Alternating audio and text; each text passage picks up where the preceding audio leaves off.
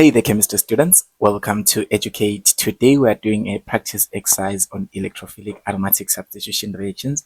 Particularly, we are doing an exercise based on Friedel-Crafts alkylation. I've made a video explaining the mechanism or by which the benzene ring is added an alkyl group to, but now here we're going to do it practically using an exercise. So now it says when benzene reacts with 1-chloro 2.2 dimethyl propane in the presence of aluminum chloride, the major product is 2-methyl 2-phenyl butane, not 2.2 dimethyl 1-phenyl propane. Explain this result using reaction structures and mechanism. So here, even if they don't tell you that we are talking about the Friedel-Crafts alkylation reaction, you need to be able to identify on your own that this is all about the Friedel-Crafts alkylation reaction. How do you identify?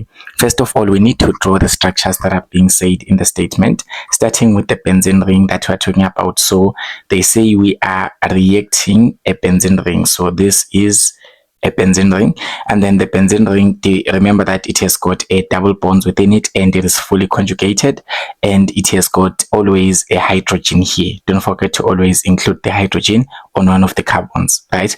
And then here they say we are adding what? We are reacting this benzene ring to 1-chloro 2.2 dimethyl propane. So we do have a chloro, so we do have a chlorine there, and then it is bonded to the first carbon, and then 2, 3. So remember that this is a propane, right? So it's how many carbons? It's 1, 2, 3. So this is at carbon number 2 and carbon number 2. We are having 2 methyl groups. So that's dimethyl. So you can draw them however you want, but I will draw them like this. So these are 2 methyl groups. So this is the benzene ring, and then this is the 1-chloro, a 2.2 dimethyl propane.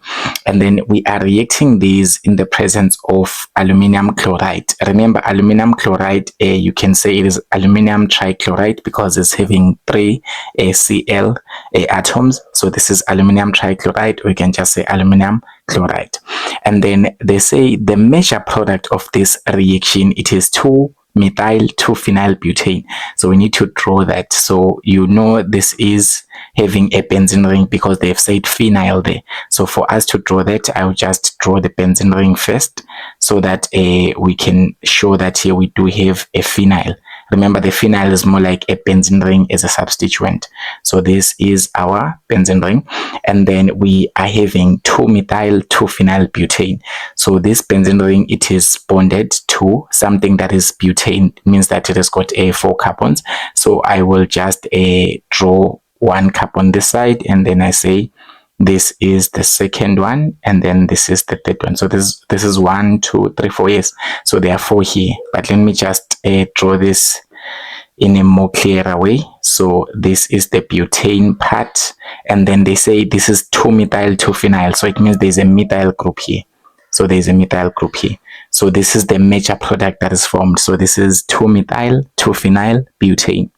2-methyl 2-phenyl butane, because this is 1, 2, 3, 4. Yes, and then this, they say this is our major product. So I will label it as the major product. But there is also another minor product that is being produced in smaller quantities. In this case, they say is 2.2 dimethyl 1-phenyl propane. So the fact that there is a phenyl group there, it means that there is a benzene ring in there, in that particular product. So let me just draw the benzene ring. So this benzene ring has got a double bonds as normal, and then now this is bonded to 2.2 dimethyl 1-phenyl propane.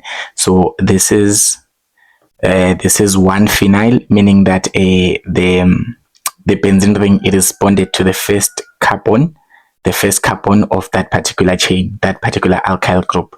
And then we are having what? We are having propane. So it's 2 here. This is 2, 3. So this is 1, 2, 3. 3 carbons. And then they say here at carbon 2 and at carbon 2, there is a dimethyl group. So you can just say this is a you can just draw 2 methyl groups, something like this. Okay, although this looks a bit messy, let me just draw it in a better way. Let me just say this is this, this is this. Okay, and then here at carbon number 2, we are having 2 methyl groups. Yes, So this is more like it. So this is the minor product, because they say the major product here that we are getting, it is the first one, which is a 2-methyl 2-phenylbutane. So this is the major product, this is the minor product. So they want you to use a reaction mechanism to try and explain why are we getting this first product and not this second product. Why are we getting that one? So in other ways, or in other words, they're trying to say, give us a reaction mechanism of the reaction between the benzene and this reagent that is having some chloro there. So remember that when we are doing this type of reaction, this is an alkylation reaction, because we have replaced this hydrogen with an alkyl group, this alkyl group. Okay, so first of all, we need to turn this reagent into an electrophile. You still remember the steps, right? That's the first step when we're doing some Friedel-Crafts alkylation. We turn this substituent, or we turn this reagent, and we turn it into an electrophile, because benzene is always the nucleophile. So the first step here, it is to generate an electrophile. And remember, how do we generate an electrophile? To generate an electrophile, you just simply need to use the reagent that we are using here. In this case, it is AlCl3. That's our catalyst. It is the one that will be responsible for generating the electrophile from this particular reagent. So here I'm just going to take my aluminium chloride. So this is my aluminium chloride having 3 Cl groups there. So let me just fix the configuration. So we're having 3 chloro groups, or 3 chloride groups. Yes, so it's 3 chloride groups there. And then these 3 chloride groups, remember that they've got lone pairs of electrons, and this is perfectly neutral as well, right? And then we are having this reagent, which is Cl. So this is Cl, and then this Cl is bonded to this carbon chain, this substituent here. Okay, this alkyl chain. Okay, so now we want to turn this reagent, which is the 1-chloro-2.2 dimethyl propane, we want to turn it into an electrophile. Remember that we always say that this chloride here, this Cl here, it is having its lone pairs of electrons, and the moment it gets into contact, or when you mix it with this aluminum chloride, the electrons, the lone pair of electrons on the Cl, they can actually form a bond with the chloro. Okay, they can form a bond with the chloro. So we're gonna draw an arrow to show that this chloro will form a bond with the aluminum there. And then when that happens, that will give us a reversible reaction, whereby we will have something like here, Al, this is our aluminum, and then remember that now the configuration will change according to the repulsion theory. So this is the Cl, the first Cl, and then this is another Cl, and then this is another Cl. Remember there were three chlorine groups there, but now we have added another one, so we're gonna have a bond, and there will be another Cl there, and then this Cl, remember, it is bonded to this alkyl group chain. So I've just bonded it to this alkyl group chain. So this Cl will now have only 2 lone pairs of electrons, right? But now what will happen to the charges here? Remember that this Al, it was perfectly neutral before reacting it with this 1-chloro-2.2 dimethyl propane, right? But now after reacting this aluminum chloride with this 1-chloro-2.2 dimethyl propane, the lone pair of this Cl, it will actually do what? It will actually form a bond with this Al, right? That's why we're having a bond between Al and Cl using these lone pairs on Cl, right? So now basically this aluminum was neutral, but because it has now more electrons surrounding it, it will be negatively charged, so it will gain a negative formal charge. This is because aluminum was neutral, but because chlorine kind of gave it electrons, now it's kind of donated electrons into its empty orbitals, so now there is a bond there. So since there's a bond, it means that the aluminum is now having an extra bond, or an extra pair of electrons. So thus it's having a what? A negative charge. And then the Cl will now have a positive charge to balance things out, because remember Cl was neutral here at first, but because it gave away its electrons, it will now have a slightly positive charge. So we are almost done generating our electrophile, but you need to remember that Cl cannot stay as a what? Cannot stay as a positive, cannot bear a positive charge, okay? Because it is strongly electronegative, it cannot bear a positive charge. So we are just going to redraw the structure once again. So this structure, remember, it is a Cl, there's Cl there, and then there is aluminum, and then there's another Cl there, and then there's another Cl there, and then here remember that we had this bond with Cl, right, having 2 lone pairs of electrons, and then we had this bond with this alkyl group. So here it is. And remember, we said that our aluminum here is having a negative charge, the Cl is having a positive charge. So now, since we say that the Cl cannot bear a positive charge for a long time, so basically it will become more electronegative. And remember that the Cl here, it is bonded to 2 things. It is bonded to the aluminum, and it's also bonded to a carbon here at this point. So there is a carbon at this particular point that the Cl is bonded to. And if we compare the electronegativities of the carbon at this point and the one of the Cl, you need to remember that Cl is highly electronegative. So it means that it is the one having a greater pull on the electrons of this bond. So since it is becoming more electronegative, the Cl will just take away all the electrons and this bond will break. So basically the Cl will try to regain its neutrality by taking away the electrons of this bond. So basically the bond between this carbon and the Cl, it will have to break, and the electrons that are making up that bond, they will go to Cl.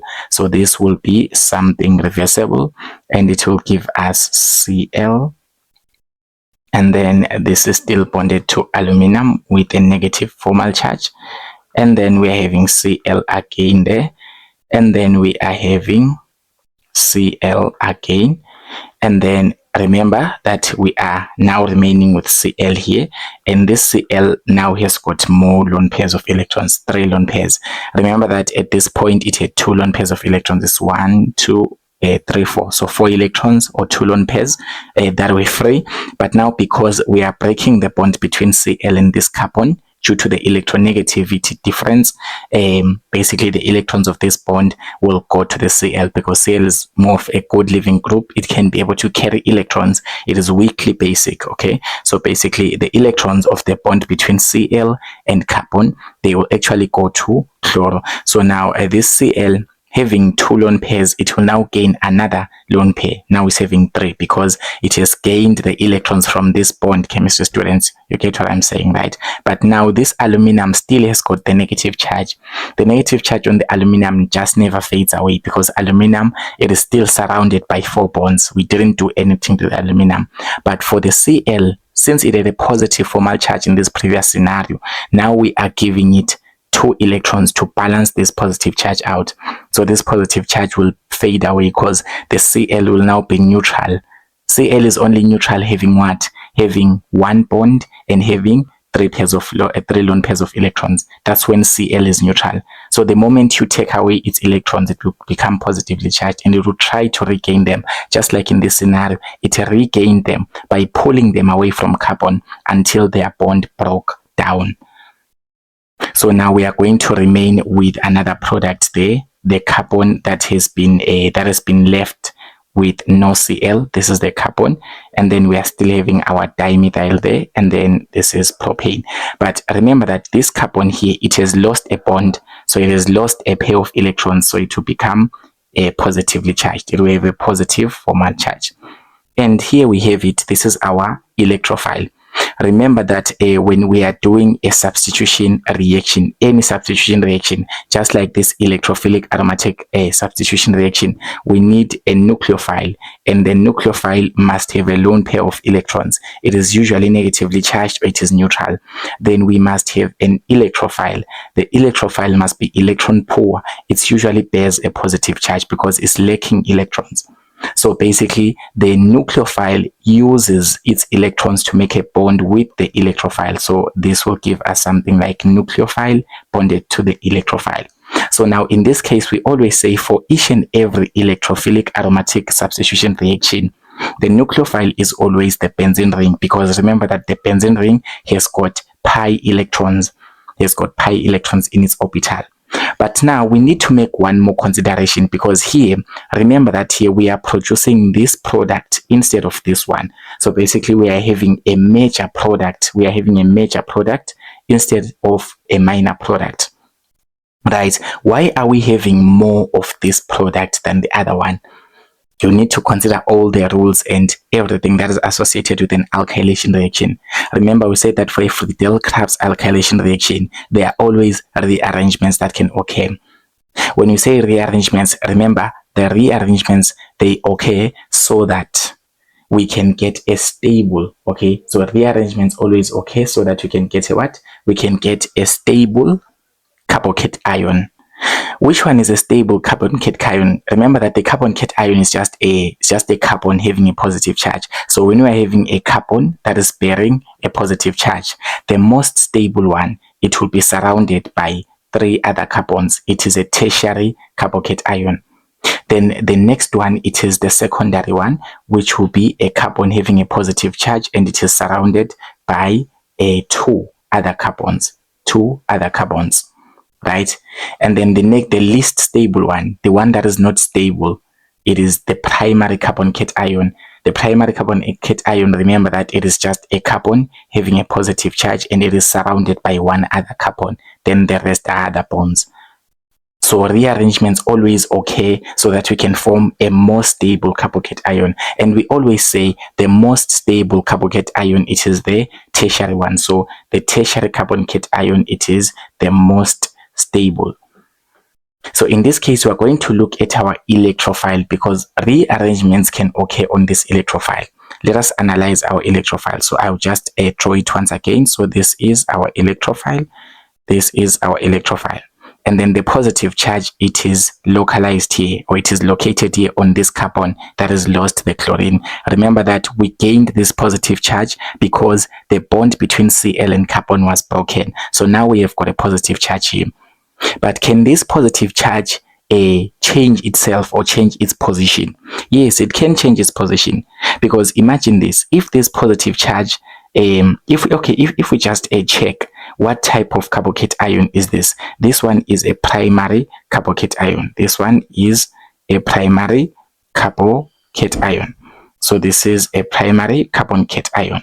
Okay, so this is a primary carbon cation, reason being the carbon that is bearing the positive charge, it is bonded to only 1 other carbon, which is the one that I'm highlighting in yellow. But now it has a potential.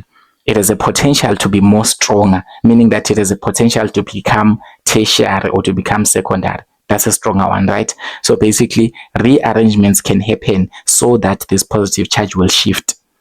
How can that happen?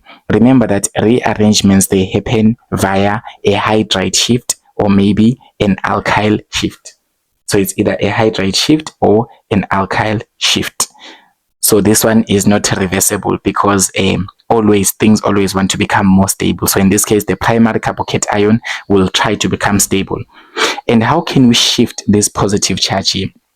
Imagine if we were to do an alkyl shift, because here we are having an alkyl group.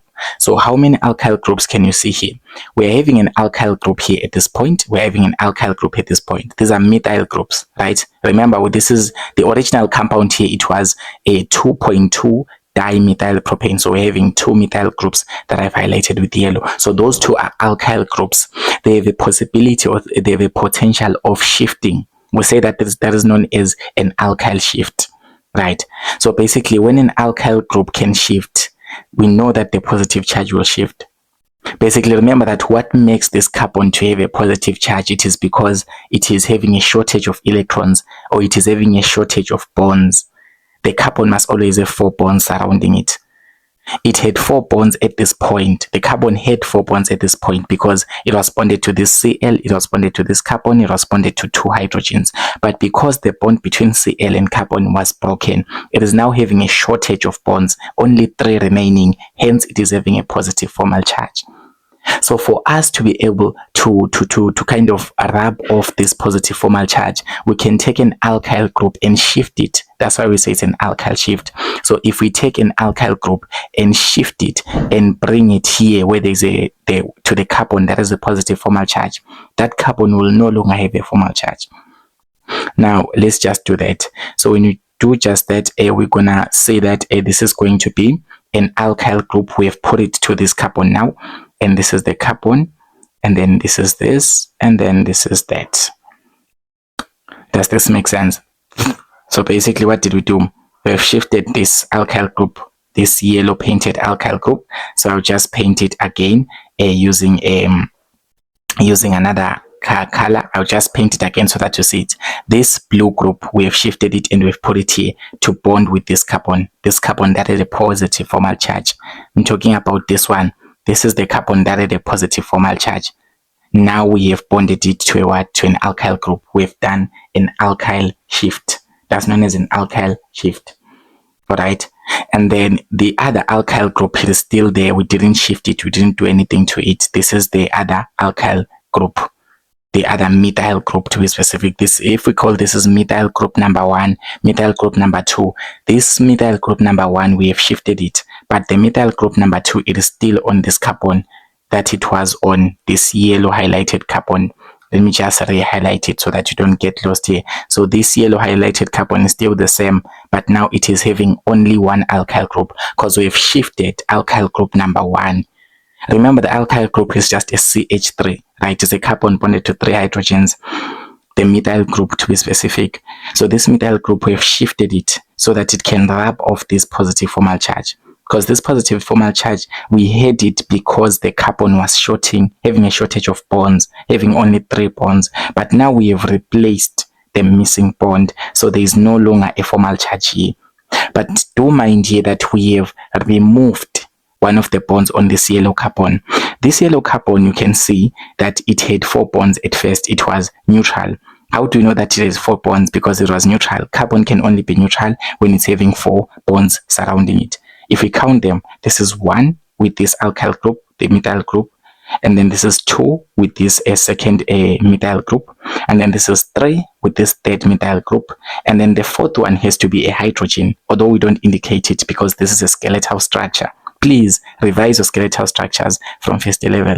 Okay, so basically this carbon had 4 bonds. It was perfectly neutral, but because we have removed the alkyl group, we have done an alkyl shift, it is now having a shortage.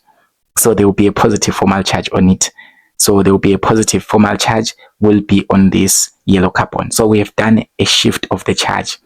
If we can notice here, basically the carbon having the positive charge, it was bonded to only one other carbon, which is the yellow one. That's why we say it is a primary carbon cation.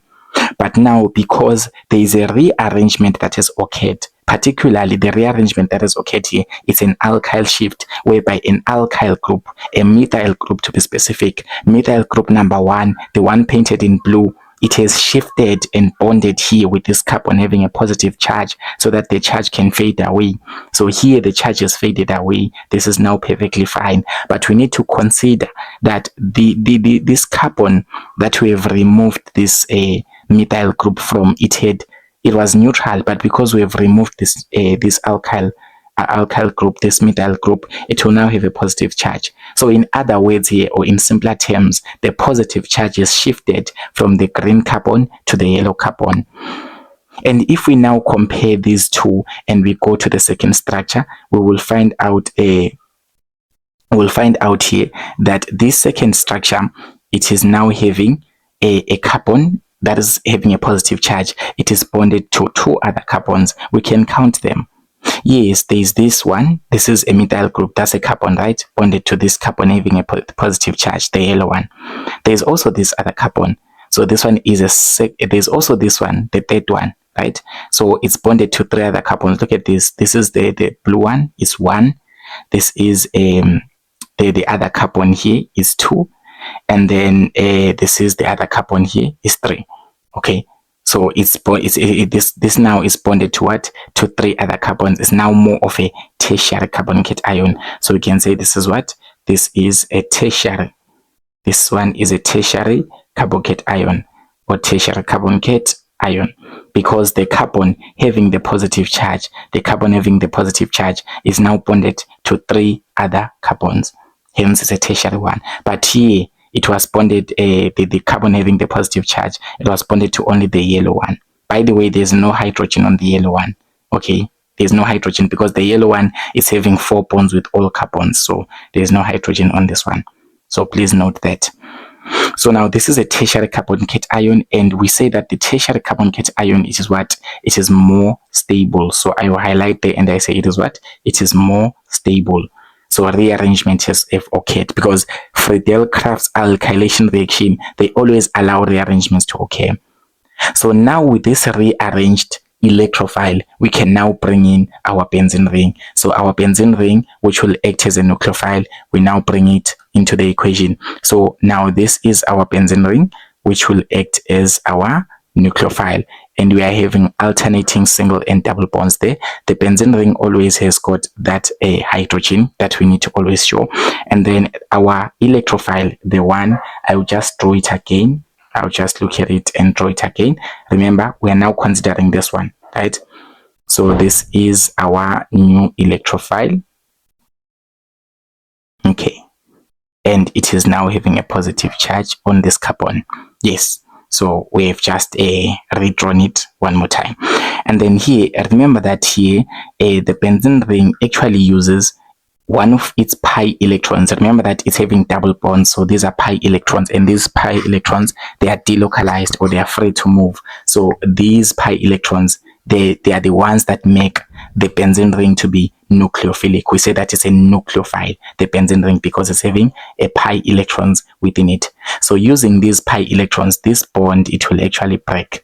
And then like one of the bond will break, and those electrons will be used to form a bond with this carbon having the positive charge. And then when that happens, this is going to give us something like this. So this is going to give us something like this is our benzene ring.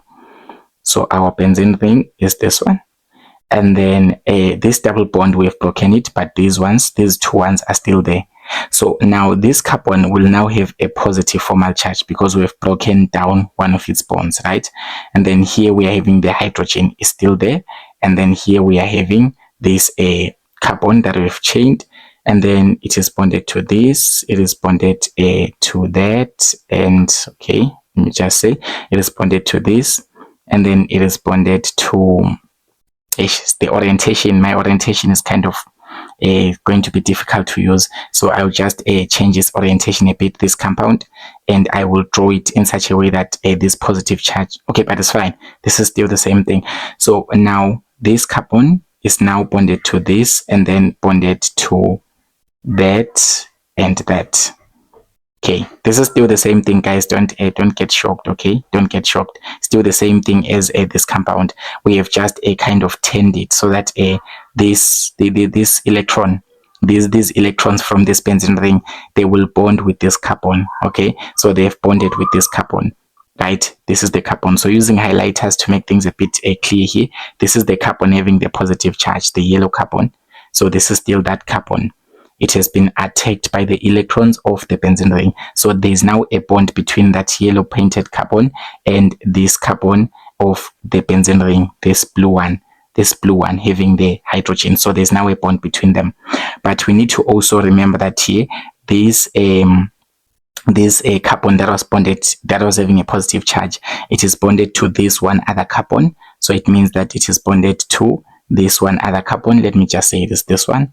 These are the same, and then it is bonded to this other one as well. So it is bonded to this other one. So this other one, and then it is bonded to these two as well. So it is bonded to these other two ones. So let me just look for another color. These other two ones. So these are the other two ones.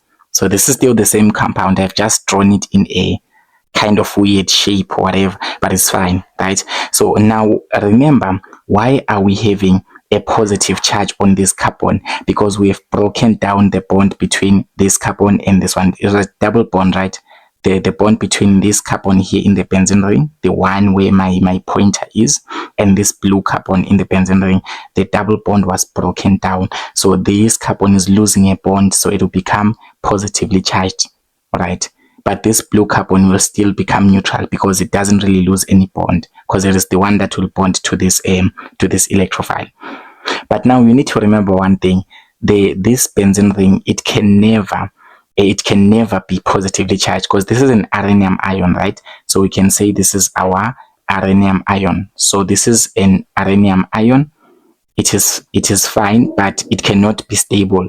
So what will happen? The benzene ring will try to regain its aromaticity, so that within this benzene ring we have got double bonds that are alternating with single bonds, like this one. We've got double bond, single bond, double bond, single bond, double bond, single bond. But here you can see that we're having a missing double bond and we're having a positive formal charge. So we need to take this and try to turn it and become aromatic again. So this is our rhenium carton, rhenium ion, I mean. So this is our rhenium ion having a positive formal charge here, and then it is having a hydrogen here. It is having a bond with that carbon, having that, and having that, and having that one, and that one. So it is. So please revise your skeletal structures, because my things will seem a bit messy here. So now we need to remember one thing. In our reaction mixture, we still have got AlCl4. So in our reaction mixture, when we have when we're generating an electrophile, remember that the aluminum chloride, it reacted with this Cl, and now this became AlCl4 with a minus, because there's a formal charge on this aluminum. So this is AlCl4 minus, right? So this AlCl4 minus, it will now be the one that will help the ring to regain its aromaticity. So I will just draw it again. So this is Al, and then this Al is bonded to Cl. So this is Cl, and then this is another. Okay, it's fine. So this is another Cl, and then this is another Cl here. So it's bonded to another Cl there. Okay, so it's bonded to another Cl and another Cl there. So don't mind the lone pairs that I'm missing. The pen is just not writing here in this region. Don't know for what reason, but basically we do have lone pairs on this Cl. So remember that the Al here is having a negative formal charge, right? It's having a negative formal charge because it is having an extra pair of electrons. So now this Cl here, it will try to help this ring to regain its aromaticity. So it will use this pair of electrons, this lone pair, to abstract the hydrogen or the proton from the benzene ring. But we need to acknowledge that this hydrogen is already bonded to this carbon on the benzene ring. So this carbon on the benzene ring here, the blue one, it is already bonded to the hydrogen. So the bond between this carbon and the hydrogen, it will break, because Cl is actually taking the hydrogen away. It is deprotonating it. It is taking the hydrogen away. It is deprotonating it. So basically, when this bond between these two breaks, it will actually shift.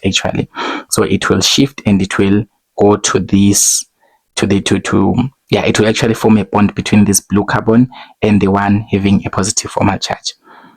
And remember that since Cl is now taking this hydrogen, the bond between this aluminum and Cl, it will break, because now Cl, it will now take the hydrogen away from this rhenium ion, and then the bond between Al and Cl minus, between Al and Cl, it will break. And when it breaks, the electrons of this bond, they will go to the Cl, because Cl is more electronegative. So this will give us something like this. So this will give us our benzene ring. Now this is now back as a benzene ring again, because it is now having what? It is now having all its double bonds and single bonds that are alternating with each other. But now this benzene ring is now bonded to this, bonded to that, bonded to that, bonded to that, bonded to that. So this is our final product. This is our final product. If I want to draw it in a bit of a conventional way or something like that, I will just draw it in this way, because maybe others don't see that we've already achieved our final product. So this is our product. So this product is something like this, and then it is having a bond, let's just say here, and then it's having another one here, and then it's having another one here, something like this. So if we were to name this, if you can try and name this this compound, you can say this is 2-methyl 2-phenyl butane. It is 2-methyl 2-phenyl butane. You can try to name it. Let's just show you. So basically, if we look at this alkyl substituent, this is carbon 1, this is carbon 2, right? So this is carbon 2, this is carbon 3, and then this is carbon 4. So that is the chain, 4 carbons. So that's a butane type of chain. But now, if you name it, this will be carbon 1, carbon 2, carbon 3, and carbon 4. You can see that at carbon 2, we are having what? We are having a methyl group. So at carbon 2, there is this methyl group, this blue one. And at the same time, at carbon 2, there is also a phenyl group, or a benzene ring. That's a phenyl group, right? So we can name this as 2-methyl 2-phenyl butane. That's the major product. So here we've explained using reaction structures and mechanism that this one will be the major product. Why is this the major product and not this one? It is because there were rearrangements that were happening. Of course, the major product and the minor product, they are always isomers of each other. They've got the same molecular formula. If you count the number of carbons and hydrogens, they are equal for both of these two compounds. Okay, so they have the same molecular formula indeed, but their structure is different. The main thing that will bring about this difference, it is this rearrangement that will happen. So the rearrangements occur in Friedel-Crafts alkylation reaction. And once rearrangements occur, it simply means that we are going to have this as our major product, 2-methyl 2-phenyl butane. So here you've expressed your understanding of the Friedel-Crafts alkylation reaction. Thank you so much for watching this video, chemistry students. Don't forget to subscribe to the channel. Tell your friends to also stay tuned.